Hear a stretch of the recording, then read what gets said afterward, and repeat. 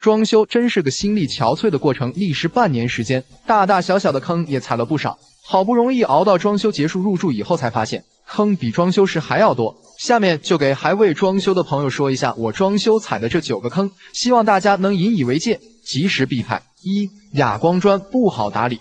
哑光砖质感突出，装修前看了几个哑光砖的效果图，心动的不得了，于是装修时果断选择客厅通铺。说实话，价格真心不算便宜，但入住后才发现，哑光砖磨砂表面都是孔洞，但凡有个水泥污渍，想擦干净很困难，各种清洁剂都用过，但还是有很多地方去不掉。另外，摩擦力也大，你想拖地不费点力气，根本都拖不动。而且地面只要是干的，就会灰蒙蒙的，显得特别脏，简直会逼死强迫症患者。2. 客厅装了投影幕布，跟风客厅装了100寸的投影幕布，看起来确实简洁大气。实话实说，大确实大，但是观影的体验感很差，白天必须拉窗帘，否则就会像我家这样看不清泛白。晚上想要清晰度，就必须关灯，不然那投影的画质真的很差，常常是外边一片静好，阳光灿烂，但你想要看个电影，就必须要放弃这些。奉劝大家，客厅装投影幕布只是装饰品，清晰度绝对比不了电视，投影仪真的只适合卧室。3. 安装了岩板一体盆，配合我家极简风格的装修，简约高颜值的岩板一体盆，那是必须纳入装修列表的。好看、颜值高是岩板一体盆的优点，可以说除了好看，它是一无是处。所谓的岩板一体，根本不是真正的一体，就是几块岩板拼接粘在一起的。这种盆一般都切割得很平整，简直是藏污纳垢的天堂。因为四周没有弧度，导致它排水困难，几天不擦就盆底发黄，周边全是水垢，而且轻度清洁对它根本起不到效果，每次必须拿刷子和专门的瓷砖清洁剂一点点刷，才能把它刷干净。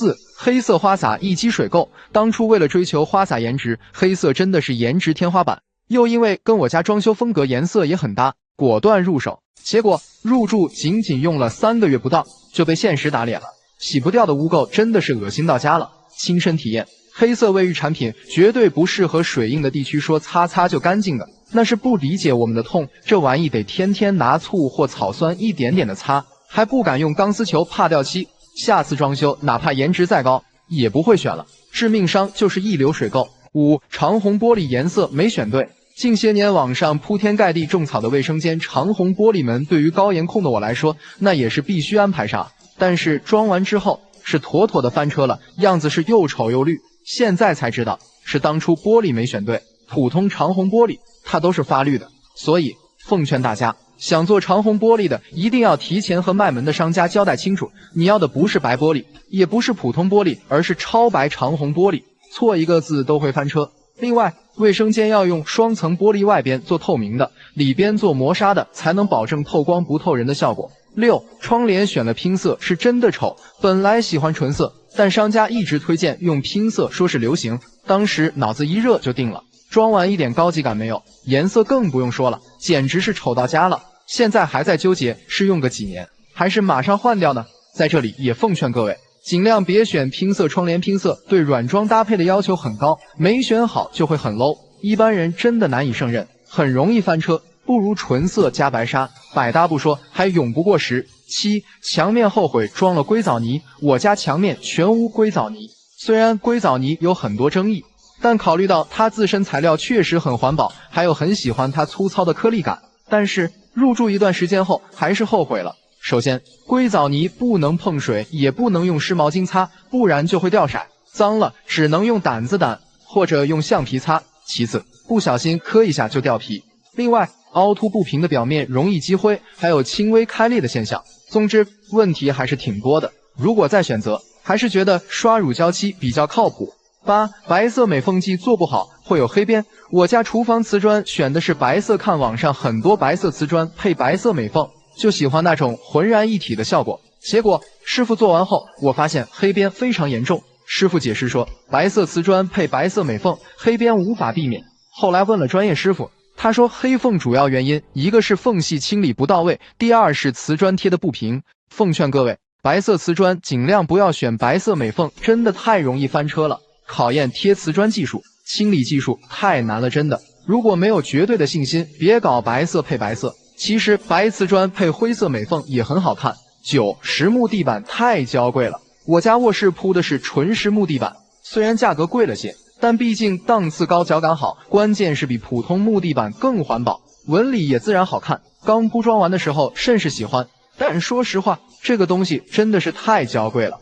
比如受力面积大一点，像我家的床刚搬进去的时候，这个床腿才坐上去就是一个坑。还有它这个表面特别不耐磨，拖拉家具的时候也要特别小心，一不注意就会划得一道一道的，除了心疼还能怎么办？以上这些踩过的坑都是真金白银砸出来的经验，希望能帮助大家在装修时少走一点弯路。新房装修置办一些生活中所需的家用电器也是必不可少的。那么家电是不是买的越贵越好？大多数不会选电器的人都会不自觉地掉进了品牌家电的坑。其实在我看来，家用电器的更新换代速度非常快，真的不用一味的去追求新型的高端家电。对于生活中的刚需家电来说，实用才是第一位的。所以我认为这6种家电根本就没有必要买贵的，不是瞎说，而是过来人的经验。1. 电视机，你家电视有多久没开过机了？现在的电视机已经不再是刚需了，对于大部分家庭来说，已经沦为了客厅的一种摆设，所以真心没必要买太贵的。市面上一些进口的电视机，或是高端的型号，价格基本都在上万元，画质是好，功能也多，但对于一年也看不了几次的电视的家庭来说，基本就是浪费。所以说，如果你买电视只是给家人的老人或者小孩子偶尔看一看，咱们就选个国产品牌的基础款就够了，价格在3、4千元的足可以满足日常的需求了。选购指南：尺寸，观看距离在 3.5 米的就买65寸的，4米以上的就买个75寸的，画质就选个 4K 高清的就足够了。内存，不玩游戏的话，买2+16GB 的就可以。品牌，国产品牌，认准海信和 TCL 就对了。2. 冰箱，现在市场上的冰箱品牌也多，竞争也大，为了卖高价设计的附加功能也是越来越多，什么智能大屏、远程操控、定位抑菌等等，真的是五花八门，随随便便一台智能冰箱都给你卖到了18000元。但是这些高端冰箱我们真的需要吗？冰箱的作用无非就是食物保鲜，你买再贵的高端冰箱，用到的也就是冷冻和冷藏。与其去关注那些花哨的功能，还不如多去看看冰箱的容量和制冷效果，这才是选购冰箱的重中之重，没必要去浪费钱。所以对于刚需家庭来说，花个2、3千元买个性价比高的基础款就行了，只要注意一下它的能耗、容量以及噪音这几个点就可以了。选购指南：容量，建议直接选400升以上的，方便日常囤菜。制冷方式，直接选风冷变频的，制冷效率高，不会结霜。能耗，选1级的省电，选2级的性价比高。品牌，国产品牌，认准海尔、美的和荣升。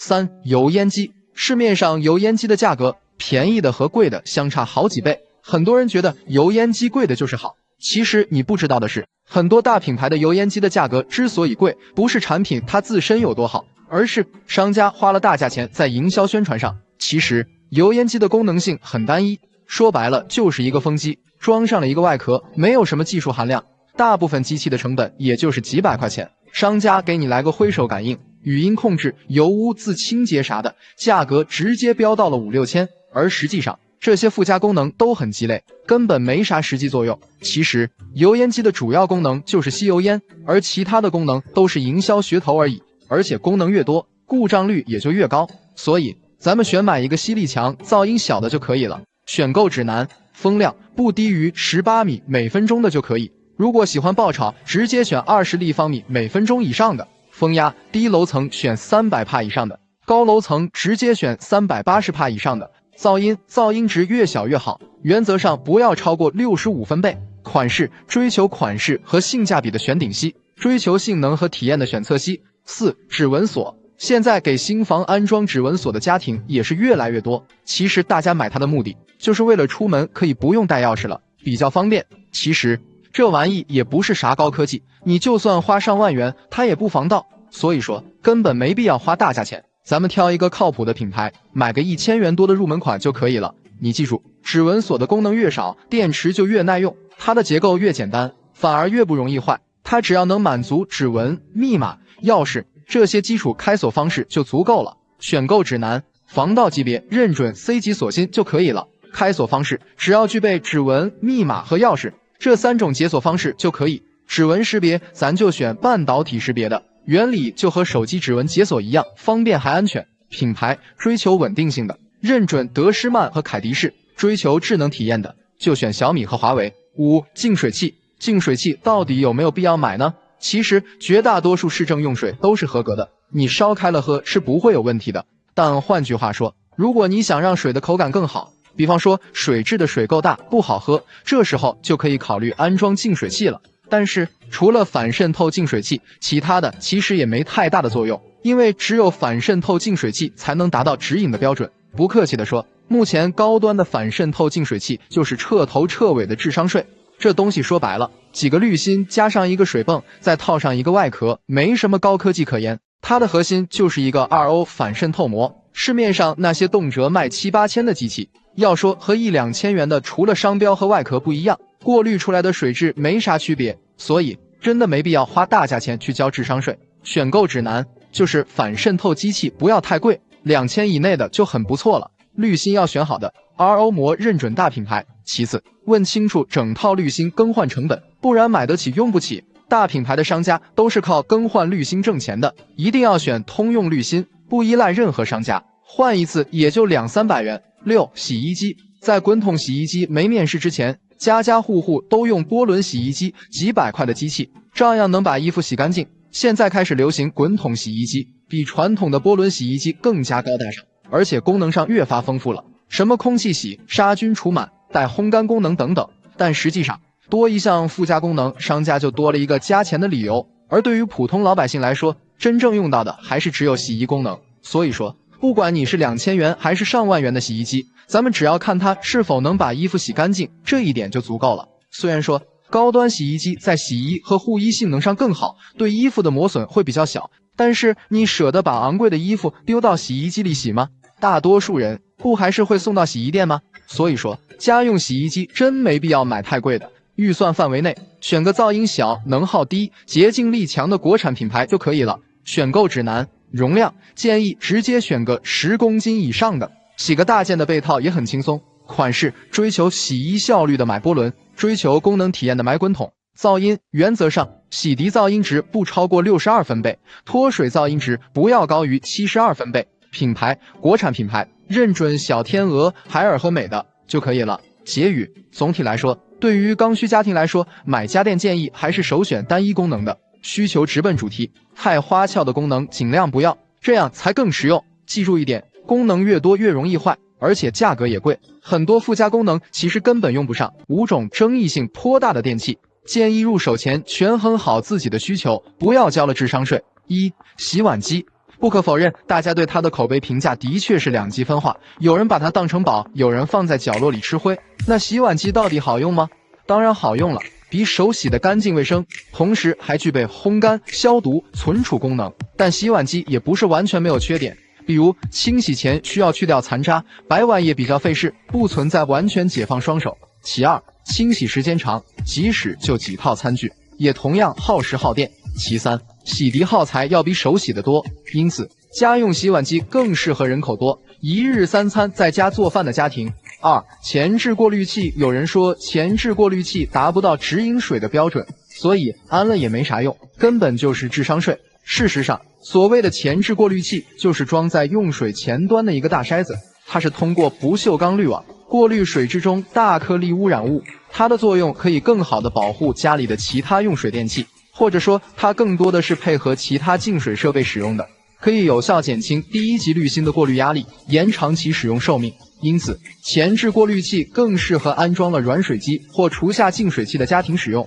3. 零冷水燃气热水器。所谓的零冷水热水器，就是家里的水龙头一开就可以秒出热水，但是大家对它的看法同样是各有不同。这主要是因为零冷水热水器优缺点并存，用零冷水的优势是省水，但既费气又费电；不用零冷水，缺点是费水，但省气又省电。同时要想实现零冷水功能，安装时还要预留回水管，安装耗材大，成本高，所以做零冷水不是必需品，它是花钱提高舒适度的电器。因此，零冷水热水器更适合房子面积大且不差钱的家庭。4. 集成灶。集成灶说简单点，它就是一种新式的厨房电器组合，不仅具备传统的烟机、灶具功能，同时还有消毒柜、蒸烤箱、它最大的优势在于一机多用，更节省厨房空间，而且相比于传统烟机，它的油烟吸净率也更高。但是它之所以没有完全取代传统烟机，主要是因为它的售价比较贵，主流产品基本都在1万元以上。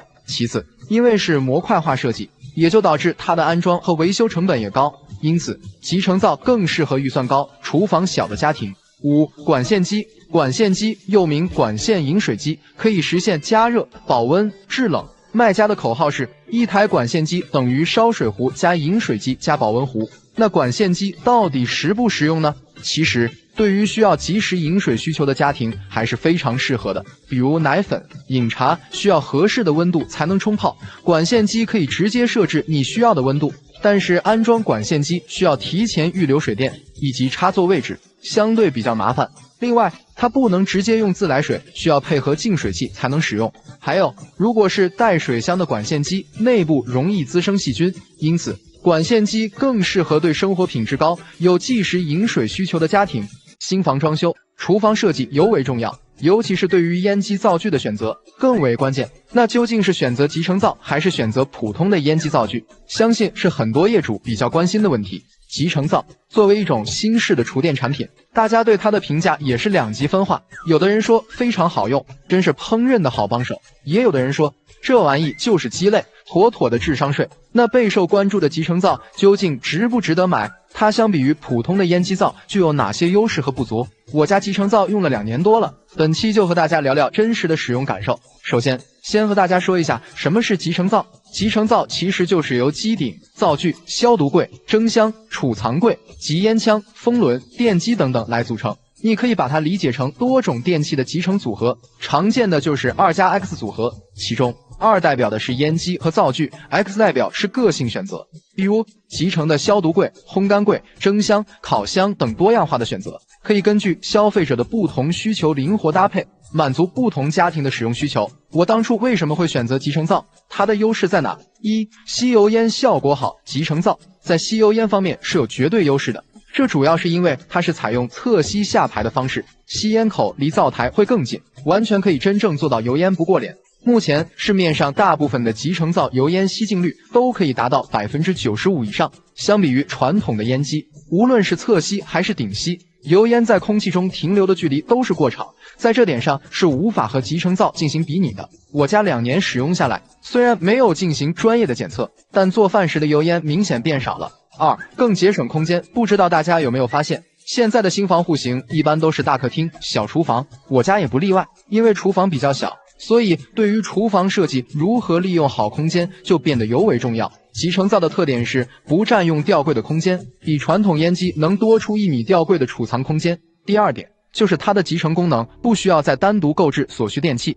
比如我家的这款，除了烟机灶具外，还具备蒸烤和消毒功能，满足实用性的同时，更大程度的节省我家厨房的空间。3. 颜值高，档次高。集成灶还有一点比较吸引我的，就是颜值颇高。它是把烟机、灶具组合成一体机，所以在外观设计上更好看，给人一种高端大气的感觉。尤其是在厨房设计上，和橱柜搭在一起，整体性更好，也一定程度的提升了厨房的装修档次。当然，每个人的审美是不同的，这也仅代表我的个人观点。集成灶这么好，为什么很多人不愿意买？它的不足之处在哪？一、价格太贵。集成灶之所以市场销量不高，最主要的原因还是价格太贵。像市面上的传统烟机，4-5千块钱价位的，基本就能买到一个不错的品牌套装，但是这个价格的集成灶，大概率只能选到个入门级别的低端产品，不但功能少，品质也很难保障。稍微带点功能的品牌集成灶，基本都在1万元以上。像我家这台当初入手时就花了12000个大洋。据我了解，这个价格的产品也是集成灶市场销售的主力军。换言之，和普通的烟机灶具相比，这个价格也确实太贵了，很多消费者根本不愿意在这方面花太多钱。2. 功能实用性不高。上面也提到，集成灶是属于多种电器组合，但功能实用性并不高。比如就拿最常见的蒸烤箱和消毒柜功能来说，首先集成灶并无蒸烤技术积累，换言之，相比专业的蒸烤品牌机，在性能上还是有一定的差距的。其次，因为排烟机和机身内部管道占用很大空间，导致消毒柜或者蒸烤箱容量非常有限，主要原因是进深不足。另外，如果家庭不需要消毒柜的话，那么消毒柜的功能就显得比较鸡肋，而且也没办法改成其他的功能。3、维修比较麻烦，集成灶是一体化的集成设计，属于多模块的电器组合，这就导致后期一旦出现故障，维修更换都比较麻烦，可能一个零件坏了就会影响整机的使用，而且集成灶的内部设计也比较复杂，部分情况下可能还需要返厂维修，这就相当的麻烦了。当然，现在的主流集成灶大多数采用的是独立模块化设计，维修起来相对会省心很多。4、有安全方面的顾虑，很多人不买集成灶也是担心有安全问题。很多消费者对于集成灶的印象还停留在第1代产品上，那时候因为技术不成熟，确实有过爆炸的新闻。不过集成灶经过3代发展，已经可以避免深坑式集成灶的安全隐患。但是还是要提醒大家，市面上一些3无产品组装机虽然价格便宜，但是安全是没有保证的，建议大家买集成灶还是要认准大品牌，比如像美大、火星人、森哥、益田等，在产品质量和售后方面都有保障。总结一下，集成灶值不值得购买？首先，你要知道，不论是任何一种电器产品，都不可能做到100%完美，对于集成灶也是如此，有优点就会有不足，是否值得购买，完全看个人的自身条件和需求。在我看来，如果家里做开放式厨房，就比较适合选集成灶，毕竟它在吸油烟方面要强于传统烟机，而且颜值和档次也够用。另外，家里的厨房空间太小，也可以选择集成灶，空间的合理利用率更高。换言之，如果考虑购买成本，还担心后期维护问题，那不如选择传统烟机灶具更实用。在装修行业摸爬滚打10几年，来说说装修的9条大实话，句句都是肺腑之言。1、普通住宅没必要装超大落地窗，视野通透，好看是不假，但成本造价也是普通封窗的好几倍。另外，你还得接受夏天热、冬天冷的事实，制冷和供暖费每月也得多支出100-200。所以说，如果你家不是特殊的景观房，就装个几百一平的普通封窗最实用。2、全网都在推的大尺寸地砖，跟风前劝你先做排版再决定。1.5米的大地砖，缝隙少是好看，但人家铺完全是整块砖，你家铺完不是小板块就是小边条，效果丑不说，同样的花纹全屋还多花好几千。所以说，别刻意追求大尺寸，普通800规格的效果也不差。3、电视背景墙是最不值得投入的地方，现在家里的电视都很少看了，还花大价钱去打造电视墙有什么意义？有那个预算，还不如换一套高档的真皮沙发，不仅可以提升客厅颜值，平时坐着也舒适。如果想要保留电视墙，刷个乳胶漆即可，墙面不论是挂个85寸的电视，还是100寸的投影幕布，都不失简洁大气。4、厨卫用石膏板做吊顶的，只能说你人傻钱多，仅仅是为了好看、装饰效果而不考虑实用性。特别是卫生间潮气大，用石膏板受潮发霉是必然的。厨房属于重油污的地方，石膏板用不了几个月就会变色泛黄，后期根本没办法清洁。所以要想经济耐用，还是装铝扣板吊顶更靠谱。5、对于刚需家电，真没必要买太贵的，比如说洗衣机，不管是1800元的波轮洗衣机，还是2-3千的滚筒洗衣机，都能把衣服洗干净。所以咱就选个大容量、能效等级低的基础款就够用了。还有厨房烟机，不要过分追求样式和品牌，选个吸力大、噪音小的基础款就行。电视也没必要买贵的，一年也看不了几回，花3000元买个75寸的足够你显摆了。6、很多人买灯具只关注造型好不好看，根本不考虑实用性，什么水晶灯、复古吊灯、网红羽毛灯，装到家里才知道后悔，大量积灰不说，还招各种小飞虫，每隔2-3天就得搞一次卫生，累到怀疑人生。不擦吧，灰蒙蒙的还影响照明。所以说，灯具要想实用，尽量选简洁的线形灯或吸顶灯。7、有人说卧室门就该装好一点，上档次还隔音，但事实上，即使你花5000块装的门，隔壁吵架、楼上冲水，你照样听得见。所以说，选卧室门在不影响装修效果的情况下，没必要选太贵的门。一般家庭选个1-2千的实木复合门足够用了。想要开关门噪音小，花200-300换个磁吸静音锁，再配个静音条，效果绝对够用。8、入户门真没必要换，你换它的目的是什么？是认为开发商配的颜色不好看，还是觉得不够安全？嫌弃颜色不好看的，可以做改色处理，几百块就搞定了。觉得不安全的，换个安全系数最高的 C 级锁芯就可以了。这样做既节省了装修成本，又满足了美观需求。9. 尽量不要找熟人装修，这是很多业主实践过来的经验。你找熟人装修，钱给多了，你心里不平衡；钱给少了，施工质量又很难保证，结果双方都不满意。另外，装修期间难免有意见相左和施工不满意的地方，太熟的亲戚朋友之间又不好张嘴申说，所以大概率的结果不是闹翻，就是老死不相往来。做了半辈子的家电销售，告诉你7种不建议买的家电，花钱多还不实用。1. 不买激光电视。所谓的大屏激光电视，说白了就是个能发声的投影机，和传统的液晶电视相比，抗光性差，画质效果更是拉胯。激光电视的亮度低，是个致命的硬伤，还被聪明的厂商营销为更护眼。另外，画质的清晰度也不如液晶电视，几万元的激光电视还不是真 4K 分辨率，而现在的超高清画质的 4K 液晶电视价格已经非常实惠了，85英寸的5000元就能买到，98英寸的更是跌至15000、6000块，所以还有什么理由去选择激光电视？2. 不买洗烘一体机。所谓的一体机，就是一台机器就实现了洗涤和烘干衣服的全流程，看着确实很实用，但是中低端价位的洗烘一体机多数都是冷凝式烘干，技术相对落后，干衣效果差，且耗时长。而高端的一体机虽然多数采用更先进的热泵烘干技术，但价格偏贵，容量还小，也不实用，所以建议有烘干需求的家庭选择独立式的热泵干衣机。3. 不买多功能晾衣架。所谓的多功能晾衣架，就是在传统晾衣架增加了电动升级、加热烘干、大屏照明、紫外线杀菌等一系列的附加功能，价格则要卖到2、3千。说实话，这些附加功能里比较鸡肋的就是烘干和杀菌功能。加热烘干说白了就是向下吹热风，效果很差，通过紫外线灯杀菌除螨还不如太阳光照实际，所以家里有晾晒条件的就买个带电动升降功能的即可。如果有烘干需求，不如加点钱升级个干衣机更实用。4. 不买智能冰箱。所谓的智能冰箱，不过是在冰箱上搭载了一块可以连接 WiFi 的显示屏，和普通冰箱相比，增加了视频播放、智能菜单、语音助手、人身识别、体脂检测等等功能，真的是五花八门。但是在我看来，这些附加功能都是噱头大于实用，而且还会不断的增加冰箱的功耗，所以咱们千万不要为那些打着高科技口号的智障功能去买单。对于大部分家庭来说，就选择做好食物保鲜和冷藏的基础款冰箱才实用。5. 不买水槽式洗碗机。所谓的水槽式洗碗机，就是洗碗机和水槽是一体式的。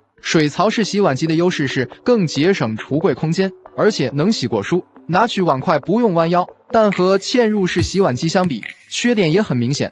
首先，在洗涤和烘干技术上就不如嵌入式，而且大部分水槽式洗碗机还没有消杀除菌以及存放功能。其次，水槽式的容量普遍偏小，碗筷多的时候还得分次洗。另外，一体式的一旦出现问题，后期维修也比较麻烦，所以综合来看，不如嵌入式洗碗机实用。6. 不买壁挂式洗衣机。所谓的壁挂洗衣机，就是能安装在墙面上的小型洗衣机，主打的是不占空间，家里小孩子的衣物可以单独洗，更干净卫生。但是壁挂式洗衣机的安全隐患大，工作时电机会产生震动，时间长了有掉落的风险，而且结构空间小，排污性差，长时间用更容易滋生细菌。另外，动辄2、3千的售价，性价比实在不高，所以家里有宝宝想单独用洗衣机，可以选择小型的涡轮洗衣机，价格便宜，还没有安全隐患。7. 不买即热式电热水器。所谓的即热式，就是预热不需等待，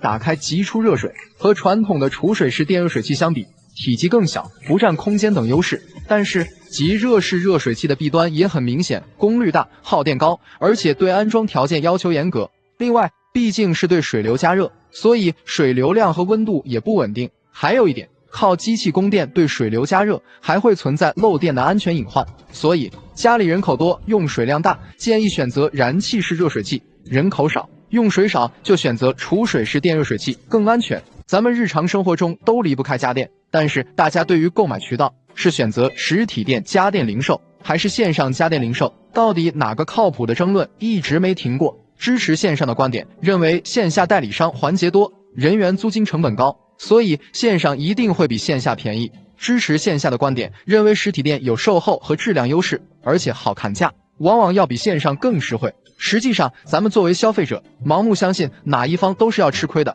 我本人呢，在家装行业摸爬滚打已经15个年头了，因为自身职业的关系，近些年也和不少家电圈的从业者打过交道，多少也知道一些家电行业的内幕。本期小东就和大家客观的分析一下这个事儿，分享一些商家的套路，帮大家守护好自己的钱袋子，避免入坑。一、线上线下它是同一型号，但实体店的价格却低于线上，这到底是怎么回事？很多朋友发现去线下买家电，导购员直接告诉你，现场拿着型号做对比，说我永远比线上便宜几百块钱，这谁能顶得住啊？又能看得见，又能摸得着，还比线上便宜，当场就下单了。实际上，现在这种情况在家电行业已经非常普遍了，可以明确的告诉你，线上这款产品就是扛价的。线上并不主要为了销售，它的使命是为了给线下做宣传，在各大电商平台里都摆着价格，永远稳稳的顶住，给实体店比价的空间。至于线上的销量，其实都是比较好操作的，就算放在那儿不刷单，也能产生个几十到上百笔销售。所以建议大家不要光跟线上比价，最好也类比一下同品牌、相近功能、相近参数的不同型号，这样才不会吃亏上当。二、说说品牌方为什么要搞那么多家电型号，比如说明明看着只是有些微小的功能差别，就换个型号，甚至就换了个壳，就又换个型号，看着眼花缭乱，这不是给消费者增加选购障碍吗？说实话，这也是品牌方的无奈之举，这个已经不是什么秘密了，而是常规操作。为了避免不同渠道之间的相互挤兑，线上店铺和线下的经销商的互相竞争，如果线上和线下型号一致，售价一样的话，那肯定会造成线上线下起冲突，然后变成内部之间打价格战，最终影响和损失的是品牌自身。所以任何一个家电品牌它都会做差异化，但是品牌工厂哪有那么多功夫做产品研发，区分不同零件型号，又会造成采购成本的上升，所以很多换壳机就产生了。三、网购家电靠谱吗？是不是真的像实体店销售说的那样，线上产品都是减配版？上面也说过，所有的家电品牌它都会做差异化，这里的差异化并不是完全不同，而是在产品外观和功能上稍作改动，就可以把线上和线下的价格区别开来，这样来保证线下经销商的利润。至于说线上的产品是减配版，或者线下款的质检标准要更严格一些，我觉得都是无稽之谈。先不说减配的不良品流入市场对于品牌口碑的损害，就是说不良品如果能支撑到线上这么庞大的销量，品牌方首先要考虑的是换掉生产线的负责人。另外，对于一个大品牌的电器厂商，它只会分渠道，区分产品型号，不会分质量，这是因为没有一个品牌，或者说是厂商不懂的，只有品控一样才叫品牌，这个道理。所以根本不存在线上的产品质量就差，完全可以放心购买。四、有些朋友说线下售价过高，是因为实体店代理商的加价吗？首先可以肯定是线上店铺和线下实体店的运营成本不同，所以产品售价不同也不足为奇。线下对于销售比较好的门店会收取选位费，另外想在商场里处于比较好的位置，还需要额外交钱，而线上同样也要收引流费用，通常越有知名度的品牌费用比例越小，因为顾客认知程度比较高，会自行进店选择，越小的品牌这部分费用的投入比例越大。综合来看，现在线上零售商的综合毛利率还是要低于线下的。大家对于实体店最大的争议就在于其高昂的成本，实际上除了房租和装修成本以外，实体店的各种费用电商平台也都有，而且还要负担建站成本和服务器费用，但实体店和电商的效率可谓是天差地别，这就是所谓的人工成本。实体店的店铺装修好，客流量也始终是有个上限的，营业员的接待和讲解也只能做到1对1，厉害点的销售能同时接待几组顾客，基本也是极限了。而电商的商品详情页做好以后，几乎能解决80%的商品功能讲解需求，客服也可以同时处理不同店面的问题，不像实体店的店员没事的时候就干闲着，如果没有足够的利润，根本无法生存。说在最后，说了这么多，并不是说线下实体店它就是宰客的，毕竟实体店有线上永远比不了的服务，尤其是一些注重实际体验的产品，线下能够看得见、摸得着，还可以通过导购员的讲解，更直观地感受到这个产品的特点。而且，一般品牌的最新产品都会优先选择在线下销售，以此获得更多的客户反馈。总体来说，我个人的建议是，像电视、洗衣机、烟机灶具这类高标准化，并且品牌能够提供免费安装服务的，多数情况下选择线上购买还是很划算的。对于一些比较重安装类的产品，比如说新风系统、中央空调、燃气热水器，像这类安装复杂程度比较高的电器，建议不如在线下购买更合适。这些电器即使你选择在线上平台买，多数也是由该地区的线下经销商来提供安装服务。因为有了服务成本，那么品牌方也必须要支付经销商的服务费，因此可能你并不会省多少钱。